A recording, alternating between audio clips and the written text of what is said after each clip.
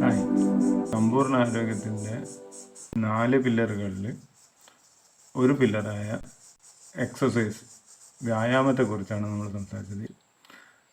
നമ്മുടെ അടുത്ത part attitude, മനോഭാവത്തെക്കുറിച്ചാണ് നമ്മൾ സംസാരിക്കുന്നത്.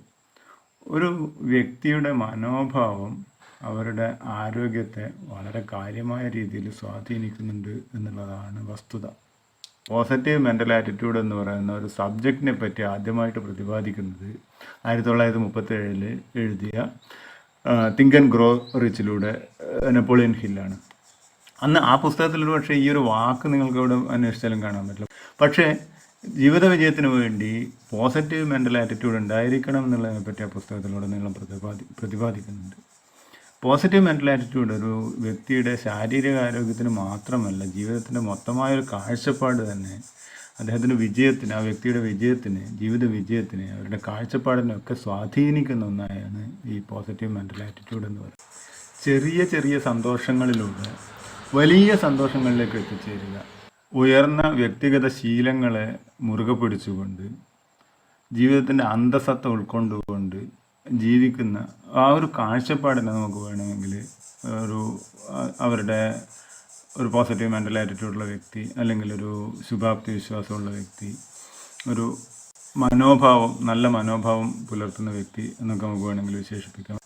എന്താണ് ഒരു വ്യക്തിയുടെ ആരോഗ്യവും ഒരു സമ്പൂർണ്ണ ആരോഗ്യവും ഈ ഒരു മനോഭാവവും തമ്മിലുള്ള ബന്ധം?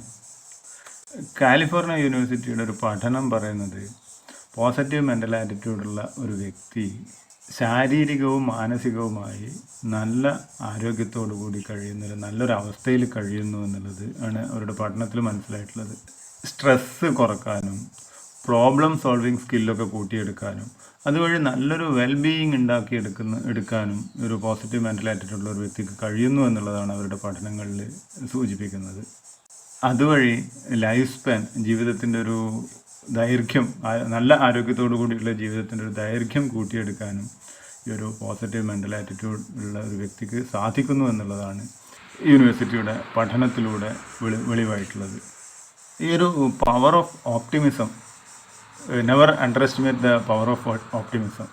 സമ്പൂർണ്ണ ആരോഗ്യത്തിൽ പോസിറ്റീവ് മെൻ്റൽ ആറ്റിറ്റ്യൂഡിൻ്റെ സ്ഥാനം വളരെ കൂടുതലാണ്. വലിയ രീതിയിൽ നമ്മുടെ ആരോഗ്യത്തിനെ അത് സ്വാധീനിക്കും. നല്ല ആരോഗ്യം ഉണ്ടാക്കിയെടുക്കാൻ വേണ്ടിയിട്ടുള്ള ഒരു സ്വാധീനം, അല്ലെങ്കിൽ അതിനുള്ളൊരു ഒരു കഴിവ് ഈ പോസിറ്റീവ് മെൻ്റൽ ആറ്റിറ്റ്യൂഡ് പുലർത്തുന്ന ഒരു വ്യക്തിയിൽ കാണാൻ പറ്റുന്നു. നല്ല ആരോഗ്യത്തിൻ്റെ ഒരു പ്രധാനപ്പെട്ട തൂണ് തന്നെയാണ് പോസിറ്റീവ് മെൻ്റൽ ആറ്റിറ്റ്യൂഡ്, അല്ലെങ്കിൽ നമ്മുടെ മനോഭാവം എന്ന് പറയുന്നത്. നമ്മൾ focus on solutions, not the problems. പൊതുവേ നമുക്കുള്ളതാണ് ഈ സൊല്യൂഷൻസിലല്ല നമ്മൾ ഫോക്കസ് ചെയ്യുക, പ്രോബ്ലംസിലാണ്. ഒരു ആരോഗ്യം ഉണ്ട് എന്നുള്ള എന്തെങ്കിലുമൊക്കെ ഒരു രോഗാവസ്ഥ നമ്മൾ അലട്ടുന്നുണ്ട് എന്ന് തോന്നി തുടങ്ങിക്കഴിഞ്ഞാൽ, ഒരുപക്ഷെ അത് തോന്നൽ മാത്രമായിരിക്കാം, നമ്മൾ അതിൻ്റെ മേലെയാണ് വീണ്ടും ആ പ്രോബ്ലത്തിൻ്റെ മേലെയായിരിക്കും നമ്മൾ സംസാരിച്ച് അല്ലെങ്കിൽ നമ്മളതിനെ ആലോചിച്ച് ഉറപ്പിച്ചത് വലിയ രീതിയിലേക്ക് മാറ്റിയെടുക്കാൻ ഒരുപക്ഷെ നമ്മുടെ മനസ്സിനെ കൊണ്ട് പ്രിപ്പയർ ചെയ്യിപ്പിക്കുന്ന രീതിയിലേക്ക് നമ്മൾ നീങ്ങിപ്പോകും.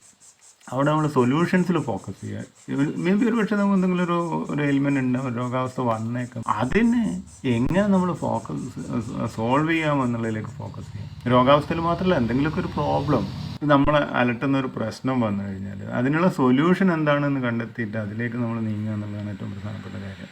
നമുക്ക് നേരിട്ട് കണ്ടെത്താൻ പറ്റുന്നില്ല, അതുമായിട്ട് ബന്ധപ്പെട്ട ആൾക്കാരെ നമ്മൾ സമീപിച്ച് അതിനെ അവരുമായിട്ട് ഡിസ്കസ് ചെയ്ത് സൊല്യൂഷൻ കണ്ടെത്തി കഴിഞ്ഞാൽ നമ്മുടെ മനസ്സിൽ നിന്ന് അത് പോയി, അതൊരു പ്രശ്നമല്ലാതെ ഈ രീതിയിൽ നമ്മൾ ആ പ്രോബ്ലത്തിൽ ഫോക്കസ് ചെയ്യാതെ അതിൻ്റെ സൊല്യൂഷനിലേക്ക് ഫോക്കസ് ചെയ്യുക എന്നുള്ളതാണ് ഒരു പ്രധാനപ്പെട്ട കാര്യം. നമ്മൾ പ്രാക്ടീസ് ചെയ്യേണ്ടി വരും. ഇപ്പോൾ നെഗറ്റീവ് ചിന്തകൾ പലതും വരും.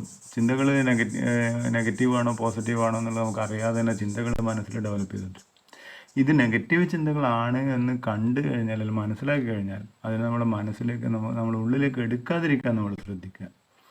നോർമൻ വിൻസെൻ്റ് പീൽ പറഞ്ഞ ഒരു പ്രധാനപ്പെട്ട പോയിൻ്റ് ഉണ്ട്. അദ്ദേഹം പക്ഷികൾ, നമ്മളെ തലക്കുമുകളിലൂടെ പക്ഷികൾ പറക്കാറുണ്ട്, നിരവധി പക്ഷികൾ പറക്കാറുണ്ടല്ലേ. പക്ഷികളെ നമ്മൾ തലക്കുമുകളിലൂടെ പറക്കണ്ട എന്ന് തീരുമാനിക്കാൻ നമുക്ക് അവകാശമില്ല, നമുക്ക് സാധിക്കുകയില്ല. അതേസമയം നമ്മൾ തലക്ക് മുകളിലൂടെ പറക്കുന്ന പക്ഷികൾ നമ്മൾ തലയിൽ കൂടുകൂട്ടാതിരിക്കാൻ അതിനുള്ള അവകാശം നമുക്കുണ്ടല്ലോ. ആ പക്ഷി നമ്മളെ തലയിൽ കൂടുകൂട്ടരുത് എന്നുള്ള തീരുമാനം നമുക്കെടുക്കാം. ഇതുപോലെ തന്നെയാണ് ചിന്തകൾ പലതും വരും. അതിൽ പോസിറ്റീവ് ചിന്തകൾ മാത്രം നമ്മൾ ഉള്ളിലേക്ക് എടുക്കുകയും നമ്മൾ അതിനെ സ്വാംശീകരിക്കുകയും ചിന്തകൾ നെഗറ്റീവാണ് എന്ന് നമുക്ക് തോന്നുകയാണെങ്കിൽ അതിനെ ഒഴിവാക്കി നമ്മൾ ഉള്ളിലേക്ക് എടുക്കാതിരിക്കാൻ ശ്രമിക്കുക. ആ ഒരു വേർതിരിവ്, ഒരു വകതിരിവ് നമ്മൾ ഉണ്ടാക്കിയെടുക്കേണ്ടതാണ്. അതിനുവേണ്ടി പുസ്തകങ്ങൾ തിരഞ്ഞു പിടിച്ച് വായിക്കുക, നല്ല പുസ്തകങ്ങൾ തിരഞ്ഞു പിടിച്ച് വായിക്കുക, വായിച്ച പുസ്തകങ്ങളുടെ നോട്ട് എഴുതി വെക്കാം. നിരവധി പോഡ്കാസ്റ്റുകൾ ഇപ്പോൾ ഓൺലൈനിൽ അവൈലബിൾ ആണ്. നിരവധി വീഡിയോസ് നമുക്ക് പോസിറ്റീവായിട്ടുള്ള നമ്മൾ പോസിറ്റീവുകൾ നടക്കുന്ന വീഡിയോസ് അവൈലബിൾ ആണ് ഓൺലൈനിൽ. നമ്മൾ ഇടപഴകുന്ന വ്യക്തികൾ, നമ്മുടെ സായാഹ്നങ്ങൾ ചിലവഴിക്കുന്നത്, ഇതൊക്കെ നമുക്ക് കരുതിക്കൂട്ടി ചെയ്യേണ്ട കുറേ കാര്യങ്ങളാണ്. നമ്മളതിലേക്ക് ആ ഒരു നമ്മുടേതായ ഒരു പോസിറ്റിവിറ്റി നിറക്കാൻ പറ്റുന്ന രീതിയിലുള്ള പ്രവൃത്തികളിൽ നമ്മൾ മനഃപൂർവ്വം ബോധപൂർവം ഇടപെടുകയും ആ ഒരു ലെവലിലേക്ക് നമ്മൾ ഉയർന്നു വരികയും ചെയ്യേണ്ടത് സമ്പൂർണ്ണ ആരോഗ്യത്തിന് വളരെ നിർണായകമാണ്. Thank you. ബൈ.